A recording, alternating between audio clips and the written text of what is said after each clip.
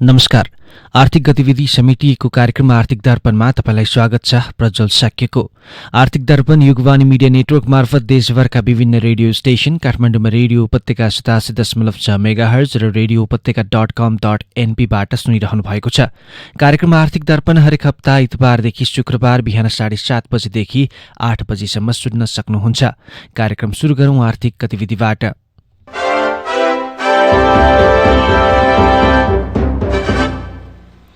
अघिल्लो सातादेखि नै उकालो मार्ग तय गरेर रेकर्ड बनाउँदै आएको शेयर बजार साताको चौथो दिनको कारोबारमा भने घटेको छ। आर्थिक वर्ष 2077-78 को मौद्रिक नीतिको तेस्रो त्रैमासिक समीक्षामा नेपाल राष्ट्र बैंकले शेयर कर्जामा नियन्त्रण गरेपछिको असर बुधबारको पुँजी बजारमा देखिएको छ। यद्यपि कारोबार संख्या र कारोबार रकमले पनि थप रेकर्ड बनाएको छ।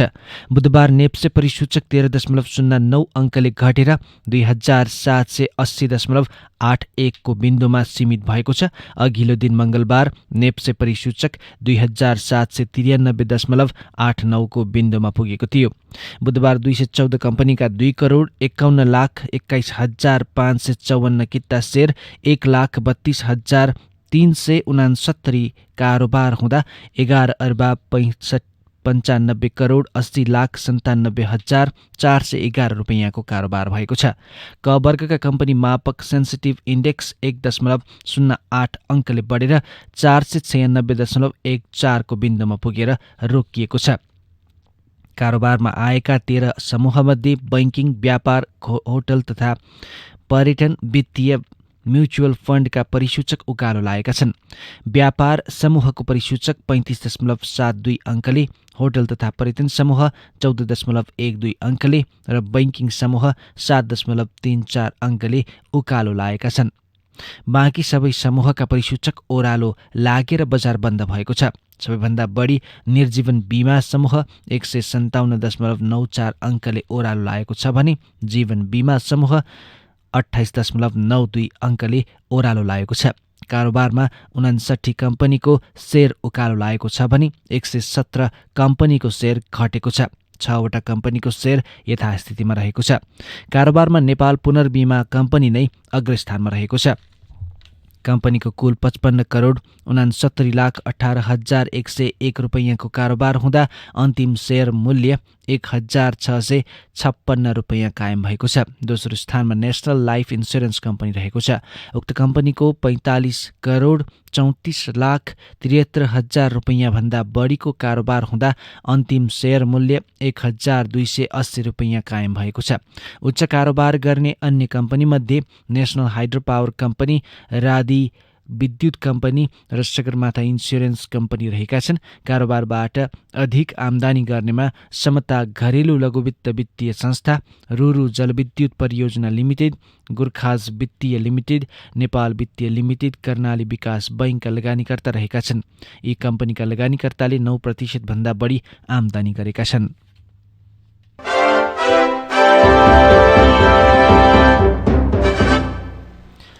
नेपाल राष्ट्र बैंकले मंगलबार सार्वजनिक गरेको एक प्रतिवेदन अनुसार वैशाख दोस्रो सातासम्म करिब 81.2% उद्योग व्यवसाय पूर्ण रूपमा सञ्चालनमा थिए। राष्ट्र बैंकले 2078 वैशाख 5 देखि 14 गतिसम्म गरेको कोभिड-19ले अर्थतन्त्रमा पारेको प्रभाव सम्बन्धी दोस्रो पुनरावृत्ति सर्वेक्षण प्रतिवेदनमा यस्तो देखिए पनि जेठ पहिलो सातामा आइपुग्दा कोभिडको कारण धेरै उद्योग बन्द भएका छन्। कोभिड-19 का कारण मुलुकका 10 औद्योगिक क्षेत्रमा सञ्चालनमा रहेका 70% उद्योग बन्द भएको औद्योगिक क्षेत्र व्यवस्थापन लिमिटेडले जनाएको छ। उपत्यकामा वैशाख 16 देखि निषेधाज्ञा सुरु भएको थियो। त्यसपछि क्रमशः कोभिडको संक्रमण बढ्दै गएपछि अहिले मुलुकमा 57 जिल्लामा निषेधाज्ञा छ। वैशाख दोस्रो सातासम्म अध्ययन गरिएको भए पनि त्यसपछि कोरोना संक्रमण र कोभिड सम्बद्ध मृत्यु उच्च दरमा वृद्धि भएपछि उद्योग धमाधम बन्द भएका छन्। औद्योगिक क्षेत्रमा रहेका 697 मध्ये 25 देखि 30% उद्योग मात्र सञ्चालनमा रहेको औद्योगिक क्षेत्र व्यवस्थापन लिमिटेडका निर्देशक दिलीप श्रेष्ठले बताउनु भएको छ। कामदारमा कोभिड देखिएको तथा आवत जावतमा समस्या भएका कारण 70 देखि 75 उद्योग बन्द भएका छन्। निर्देशक श्रेष्ठको भनाइरहेको छ। कामदार पनि त्रसित भएकाले धेरै उद्योग सञ्चालन हुन नसकेको उहाँको भनाइ छ। काठमाडौँको बालाजु, हेटौँडा, पाटन, पोखरा, बुटवल, नेपालगञ्ज, धरान, भक्तपुर, गजेन्द्र नारायण सिंह र वीरेन्द्रनगर औद्योगिक क्षेत्र छन्। ती औद्योगिक क्षेत्रमा अत्यावश्यक बाहेक सबै उद्योग बन्द भएका छन्। सरकारले व्यवस्थापन गरेका औद्योगिक क्षेत्र बाहेक औद्योगिक करिडोरमा सञ्चालनमा रहेका उद्योग पनि राम्रोसँग सञ्चालन हुन सकेका छैनन्। केही उद्योगले निश्चित प्रतिशत कामदार राखेर सञ्चालन गरेका छन् भने केही पूर्ण रूपमा बन्द छन्। कोरोना महामारीको कारण ऋणात्मक भएको अर्थतन्त्र पूर्ण रूपमा पुनरुत्थान हुन नपाउँदै कोभिडको दोस्रो लहरले असर गरेको छ। गत वर्षको लकडाउनमा कच्चा पदार्थ लगायत कारण उद्योग सञ्चालनमा कठिनाइ भएकोमा यो वर्ष कामदार निकै त्रसित भएकाले सञ्चालन गर्न नसकेको नेपाल सिमेन्ट उत्पादक सङ्घका महासचिव तारा प्रसाद पोखरेलले बताउनु भएको छ।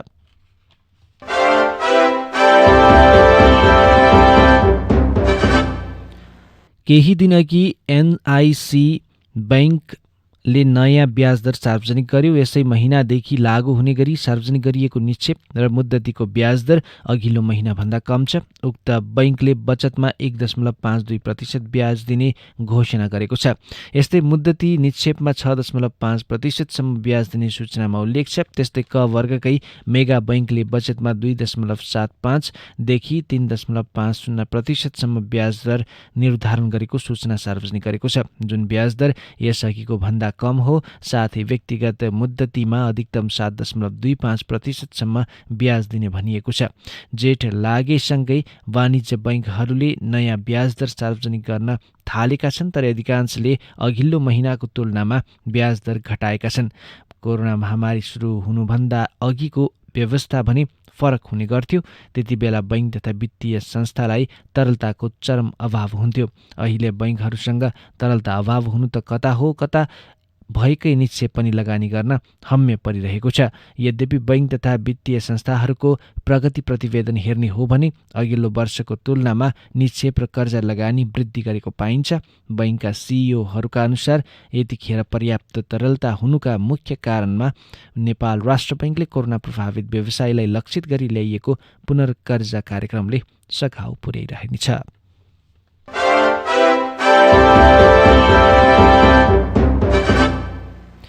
दोस्रो लहरको कोरोना महामारीले पुनः अर्थतन्त्र प्रभावित भएको नेपाल राष्ट्र बैंकको एक अध्ययनले देखाएको छ। बुधबार मुलुकको अर्थतन्त्र सम्बन्धी सर्वेक्षण प्रतिवेदन सार्वजनिक गर्दै राष्ट्र बैंकले पहिलो लहरको महामारीपछि बिस्तारै सुधार हुन लागेको अर्थतन्त्र दोस्रो लहरको महामारीले प्रभावित भएको उल्लेख गरेको छ। अर्थतन्त्रलाई थप समस्या हुन नदिन कोरोना भाइरसको संक्रमण नियन्त्रणसँगै आर्थिक गतिविधिलाई चलायमान बनाइराख्नु पर्ने केन्द्रीय बैंकको निष्कर्ष छ। प्रतिवेदन अनुसार 2077 असारको तुलनामा उद्योग व्यवसायको औसत तलब ज्याला खर्चमा भने वृद्धि भएको पाइएको छ। कोरोना महामारी अगाडि 2076 फागुनको तुलनामा 2077 असारमा 63.4% रहेको यस्तो खर्च 2078 वैशाखमा आइपुग्दा 88.5% पुगेको प्रतिवेदनले उल्लेख गरेको छ।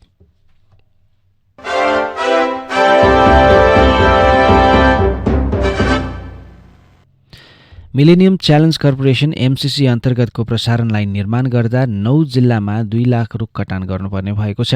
हालसालै सार्वजनिक भएको आयोजनाको वातावरणीय प्रभाव मूल्याङ्कन प्रतिवेदन अनुसार एमसिसीको 313.9 किलोमिटर प्रसारण लाइन निर्माण गर्दा 2,02,018वटा रुख कटान गर्नुपर्ने देखिएको हो। यो आयोजना निर्माण गर्दा 1,73,183वटा रुख वन क्षेत्रका कटान गरिनेछ। त्यसैगरी कृषि भूमिमा रहेका 28,835 रुख कटान गर्नुपर्ने हुनेछ। वन मन्त्रालयले स्वीकृत गरेको वातावरणीय प्रभाव मूल्याङ्कनमा 2,02,018वटा रुख कटान गर्नुपर्ने उल्लेख छ। यी रुखमध्ये काठमाडौँ जिल्लामा 1,278, सिन्धुपाल्चोकमा 3,696, नुवाकोटमा 47,908वटा रुख कटान गर्नुपर्ने हुन्छ। यो आयोजना बनाउँदा धादिङमा 29,561, मकवानपुरमा 35,615 र चितवन जिल्लामा 2,174 रुख कटान गर्नुपर्ने प्रतिवेदनमा उल्लेख छ।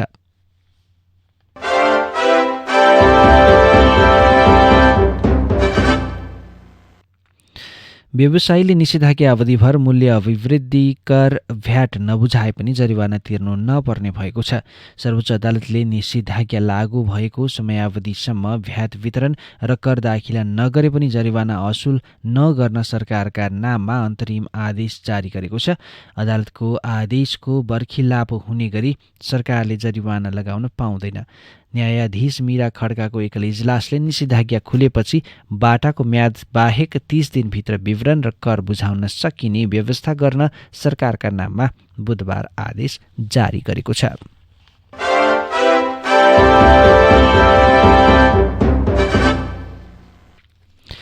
दोलखाको बिगु गाउँपालिका 1 मा निर्माणाधीन माथिल्लो तामाकोशी जलविद्युत आयोजनाको परीक्षणमा समस्या आएको छ। निर्माण सुरु भएको करिब 10 वर्षपछि उत्पादनको अन्तिम चरणमा पुगेको आयोजनामा यही वैशाख 16 गतिदेखि मुख्य सुरुङमा पानी हालेर परीक्षण थालिएको थियो। त्यसै क्रममा सुरुङबाट टर्बाइनमा पानी पठाइने मुख्य पाइप पेनस्टक पाइपको मर्मती ढक्कनबाट पानी चुहिएको छ। मर्मती ढक्कन मुख्य पाइपमा समस्या आउँदा मर्मतका लागि प्राविधिक पाइपभित्र जान सक्ने गरी बनाइएको प्वाल बन्द गर्ने बिर्को हो। सिभिल र हाइड्रोमेकानिकल संरचनाहरूको परीक्षणका क्रममा MSOVदेखि माथिल्लो ठाडो साँघुरो भागसम्म परीक्षण सम्पन्न भएको आयोजनाले जनाएको छ। त्यस क्रममा 373 मिटरको तल्लो ठाडो र 310 मिटरको माथिल्लो ठाडो साँघुरो जोड्ने तेर्सो भागको मुख्य पाइपमा बनाइएको मर्मती ढक्कनबाट पानी चुहिएपछि परीक्षण रोकिएको माथिल्लो तामाकोशी जलविद्युत आयोजनाका प्रवक्ता डाक्टर गणेश न्यौपानेले जानकारी दिनुभएको छ।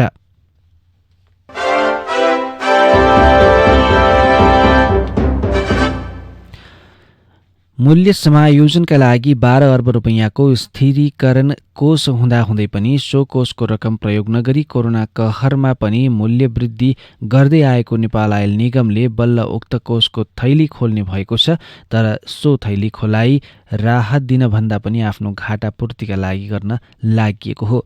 15 दिनमा 1 अर्ब 10 करोड रुपैयाँ घाटा हुन थालेपछि नेपाल आयल निगमले मूल्य स्थिरीकरण कोषबाट घाटा समायोजन गर्ने भएको हो। निगमको कारोबारमा असहज अवस्थाको सिर्जना भएमा प्रयोग गर्ने गरी सुरु गरिएको मूल्य स्थिरीकरण कोषमा हाल 12 अर्ब रुपैयाँ रहेको छ। कोष 2071 देखि सञ्चालनमा ल्याइएको छ। आर्थिक गतिविधि बाँकी नै छन्। आर्थिक दर्पणमा एकैछिन विश्राम। उज्यालो सबैलाई मन पर्छ।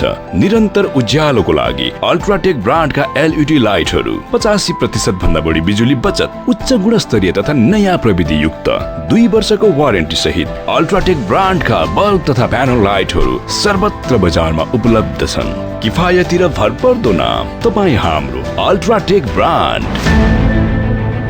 For more details, visit www.ultragroup.com.np. Phone number 014117043, 014117143. World Trade Center, 2nd floor, Tripureshwar. For dealers and distributors, 9851 000505, 9851 000505. Ultra Group.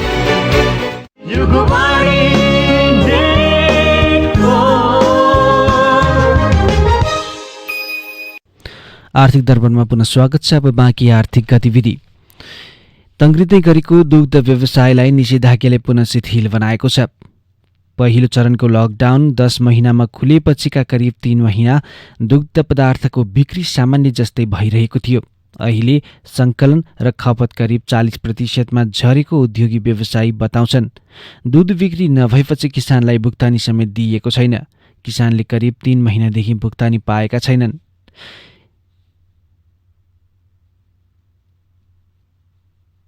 पहिलो लकडाउन खुलेपछि बजार क्रमिक सुधार भइरहेको थियो। दोस्रो चरणको निषेधाज्ञाले दुध सङ्कलन र वितरण 40%मा सीमित भएको नेपाल डेरी एसोसिएसनका अध्यक्ष राधाकृष्ण सापकोटाले बताउनु भएको छ। बिक्री नै नहुँदा किसानलाई पैसा समेत दिन सकिएको छैन। सङ्घका अनुसार 2076 चैत्र 11 देखि कोभिडको पहिलो लहरमा लकडाउन हुँदा करिब 3 अर्ब रुपैयाँको धुलो दुध र बटर मौज्यात थियो। उक्त धुलो दुध र बटरको मौज्यात कायमै छ। हालको निषेधाज्ञाले मौज्यात थपिँदै गएको उद्योगीको दाबी छ।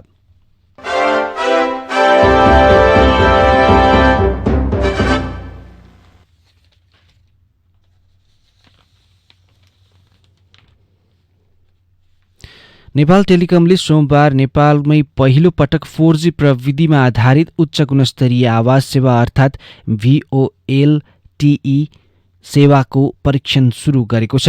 प्रयोगकर्ता सबैका लागि खुल्ला गरिएको परीक्षणमा भने टेलिकमका धेरै ग्राहक सहभागी हुन पाएनन्। सोमबार नै टेलिकमले उक्त सेवा प्रयोग गर्न सकिने विभिन्न 3 ब्रान्डका 39वटा मोडलका फोनको सूची सार्वजनिक गरेको छ। सूची अनुसार टेलिकमको यी सेवा स्यामसुङ, साउमी, नोकियाका सीमित मोडल भएका प्रयोगकर्ताले पनि लिन सक्नेछन्।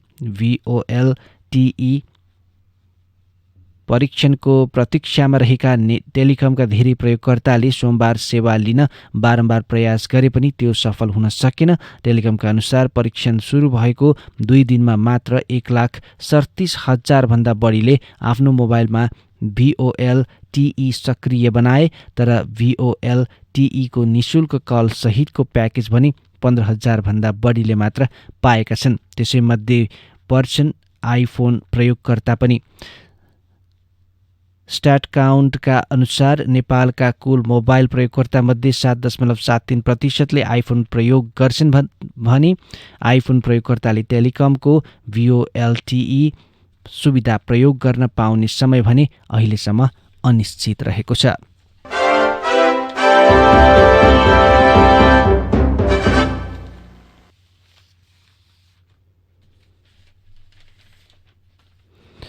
वैदेशिक रोजगार बोर्डले कल्याणकारी कोषको राहत रकम दावी गर्ने 350 सेवाग्राहीलाई अनलाइनबाट भुक्तानी दिएको छ। विशेष गरी वैदेशिक रोजगारीका क्रममा मृत्यु भएका श्रमिकका आफन्त र अङ्गभङ्ग भएर फर्केका श्रमिक, बिरामी र मृतक श्रमिकका छोराछोरीलाई दिने छात्रवृत्ति समेत गरी त्यो सङ्ख्यामा राहत बापतको रकम अनलाइनबाटै भुक्तानी गरेको हो। गत कार्तिकदेखि बोर्डले भुक्तानी सेवा प्रदायक संस्था मार्फत वैदेशिक रोजगार कल्याणकारी कोषमा रकम जम्मा गर्न सकिने व्यवस्था गरेको थियो। तर पनि रकम दावीका लागि सेवाग्राही काठमाडौँमै आउने गरेकामा 3-4 महिना यता पनि अनलाइनबाट मात्रै भुक्तानी हुन थालेको बोर्डले जनाएको छ।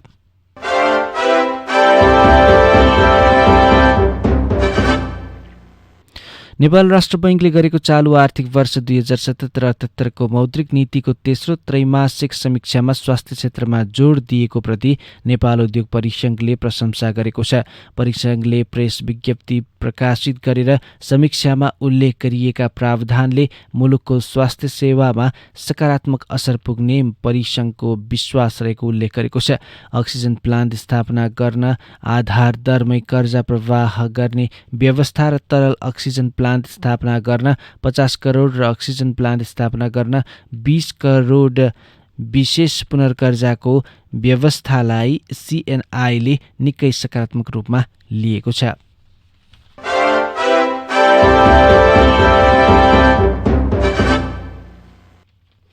सरकारी, गैर सरकारी तथा सहकारी मार्फत सञ्चालित दुग्ध चिस्यान केन्द्र र दुग्ध प्रशोधन उद्योगहरूलाई विद्युत महसुलमा 50% अनुदान उपलब्ध गराउन अध्ययन कार्यदलले सरकारलाई सुझाव दिएको छ।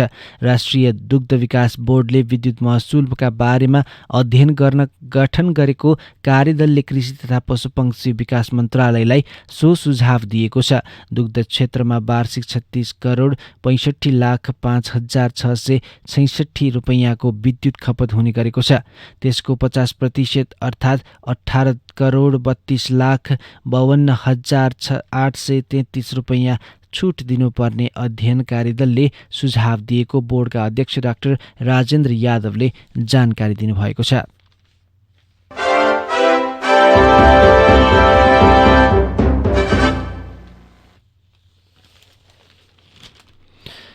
कोरोना संक्रमण रोक्ने उद्देश्यले राजधानीमा निषेधाज्ञा जारी गरेपछि अन्तर्राष्ट्रिय तर्फका नियमित उडान बन्द छन्। यसैबीच त्रिभुवन अन्तर्राष्ट्रिय विमानस्थलबाट बुधबार 13वटा उडान भएको विमानस्थल कार्यालयले जनाएको छ। बुधबारका उडानहरू नियमित नभएर मेडिकल चार्टर तथा उद्धार उडान रहेको विमानस्थल कार्यालयले जनाएको छ। विमानस्थल कार्यालयका अनुसार बुधबार नेपाल वायु सेवा निगमले सबैभन्दा बढी 7 र हिमालय एयरलाइन्सले 4 उडान भरेको छ। नेपाल एयरलाइन्सले चीनको बेइजिङ, सेन्जेनमा 1 तथा साउदी अरेबियामा दमाममा 2 उडान र रियादमा 1 उडान भरेको हो। भारतको नयाँ दिल्लीमा जारी एयर बबल उडान अन्तर्गतको नियमित 1 उडान पनि भएको छ।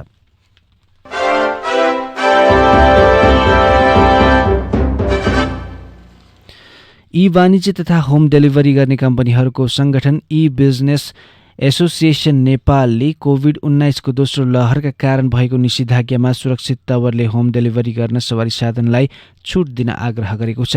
उपभोक्ताले वस्तु घरमै पाउँदा घर बाहिर ननिस्कने र संक्रमण दर घट्ने जिकिर सहित संस्थाले होम डेलिभरी गर्ने सवारी साधनलाई सडकमा गुड्न दिन आग्रह गरेको छ। इभानका अध्यक्ष सागर भट्टले उच्च सुरक्षा सतर्कताका साथ होम डेलिभरी गर्ने विषयमा गत साता मात्रै नेपालमा उच्च स्तरीय समन्वय समिति, जिल्ला प्रशासन कार्यालय र विभिन्न मन्त्रालयहरूमा समेत यस विषयमा आफ्नो प्रष्ट योजना नै पेश गरेको बताएका छन्। सम्बद्ध निकायहरूबीच आवश्यक समन्वय गरी यो सेवालाई प्रभावकारी तुल्याउन सकिएमा यसबाट आम उपभोक्तालाई राहत मिल्ने अध्यक्ष भट्टको भनाइरहेको छ।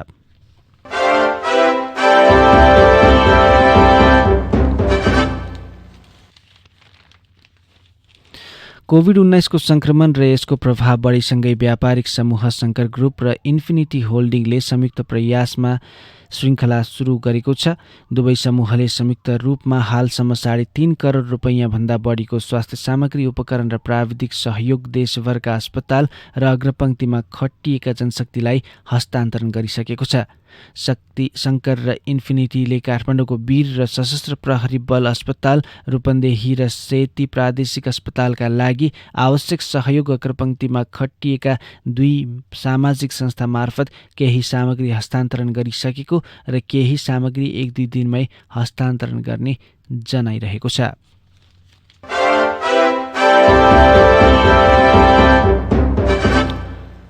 मारवाडी सेवा समितिले पशुपति गौशाला धर्मशालामा अक्सिजन सहितको निःशुल्क आइसोलेसन सेन्टर सञ्चालनमा ल्याएको छ। 51 शैय्याको आइसोलेसन सेन्टरको उपप्रधानमन्त्री तथा सीसीएमसीका अध्यक्ष ईश्वर पोखरेलले उद्घाटन गर्नुभएको छ। कोभिड-19 संक्रमणको पहिलो लहरमा पनि करिब 1 करोड 50 लाख भन्दा बढीलाई पुग्ने गरी शरीरमा रोग प्रतिरोधात्मक क्षमता वृद्धि गर्ने होमियोपेथिक औषधि आर्सेनिक एल्बम 30 को नामक औषधि वितरण गरेको समितिले जनाएको छ। यस्तै कम्पनीमा 10,000लाई पुग्ने रासन, मास्क, सेनिटाइजर, पन्जा वितरण गरेको जनाइएको छ।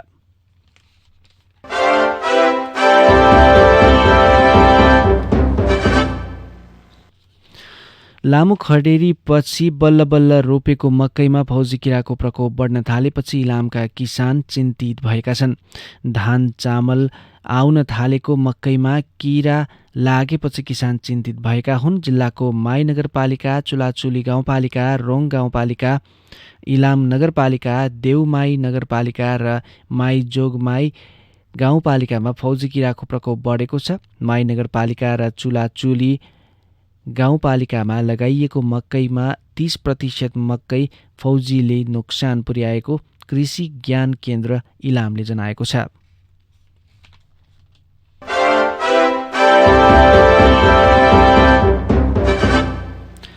नेपाल इन्फ्रास्ट्रक्चर बैङ्कले नयाँ विद्युत व्यापार कम्पनी स्थापना गर्ने प्रक्रिया अघि बढाएपछि नेपाल विद्युत प्राधिकरणका कर्मचारीले विरोध गरेका छन्। प्राधिकरणका 3 कर्मचारी सङ्गठनले प्राधिकरण अन्तर्गत नै नेपाल विद्युत व्यापार कम्पनी नामक सहायक कम्पनी हुँदाहुँदै नयाँ कम्पनी आवश्यक नभएको उल्लेख गरेका छन्। निजी क्षेत्र हावी हुने गरी स्थापना हुने कम्पनीले विद्युत व्यापार अघि बढाउँदा प्राधिकरण मात्र नभई देशको ऊर्जा क्षेत्र नै थप अनिश्चिततातर्फ धकेलिने कर्मचारी सङ्गठनले कार्यकारी निर्देशकलाई ध्यानाकर्षण गराएका छन्।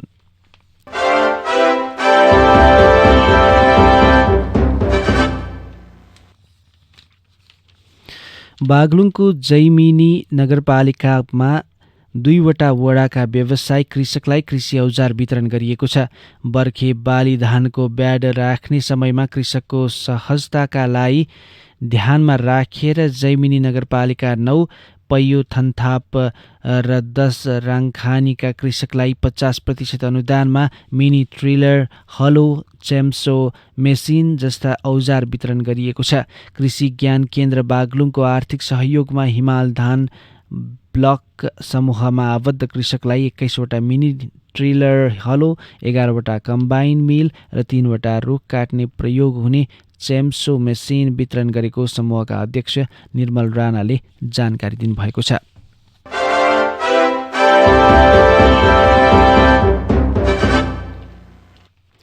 नोबेल बैंकले national academy of medical science Bir अस्पताललाई अक्सिजन प्लान्ट स्थापना गर्न सहयोग गर्ने भएको छ। यस विषयमा बैंक र अस्पतालबीच समझदारी पत्रमा हस्ताक्षर भएको छ। समझदारी अनुसार बैंकले 50 क्युबिक लिटर प्रति घण्टा क्षमताको अक्सिजन प्लान्ट स्थापना गर्न लाग्ने सम्पूर्ण खर्च सहयोग गर्नेछ भने अस्पतालले आवश्यक स्थान उपलब्ध गराउनेछ।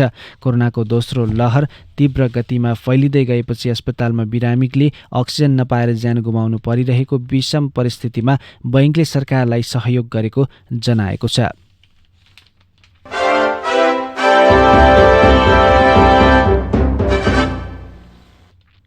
नेपाल उद्योग परिसंघले देशका विभिन्न 9 अस्पताललाई 200 थान अक्सिजन सिलिन्डर प्रदान गरेको छ।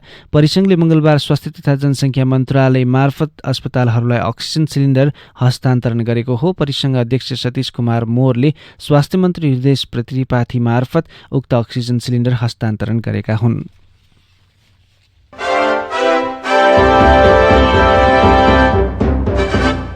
यिनै सामग्रीसँगै हामी कार्यक्रमको अन्तिममा आइपुगेका छौँ। आर्थिक दर्पणमा आज हामीले विभिन्न आर्थिक गतिविधि सुनायौँ। आर्थिक दर्पणमा भोलि फेरि बिहान 7:30 बजे तपाईँ हाम्रो भेट हुने नै छ। त्यतिन्जेलसम्मका लागि म प्रज्वल साक्य बिदा हुन्छु। नमस्कार।